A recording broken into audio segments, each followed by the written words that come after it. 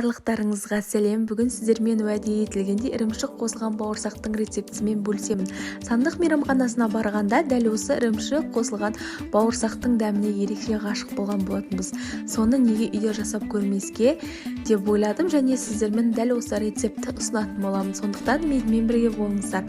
Жақсылап ашып иленген қамырымызды екі бөлікке бөлеміз. Бір бөлігін алып, жіңішке етіп жұқалап қамырымызды жайып аламыз және де арнайы формамызды пайдалана отырып кесіп шығатын боламыз. Мендегі ең кішкентай дөңгелек форма. Және де кейін ірімшігімізді алдын ала дайындап майдалап шығамыз. Мен өзім үйде дайындаған болатынмын.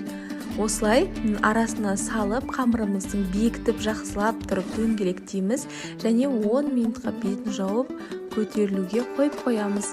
Кейін қызып тұрған майға салып жақсылап тұрып пісіріп алатын боламыз.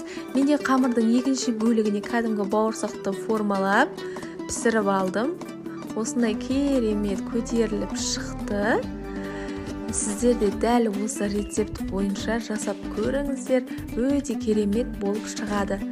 Мен балқаймақтың орнына батырып жейтін кәдімгі қаймақ пен сгущенканы араластырып жасадым. Сгущенное молоконы. Міндетті түрде сіздер де жасап көріңіздер.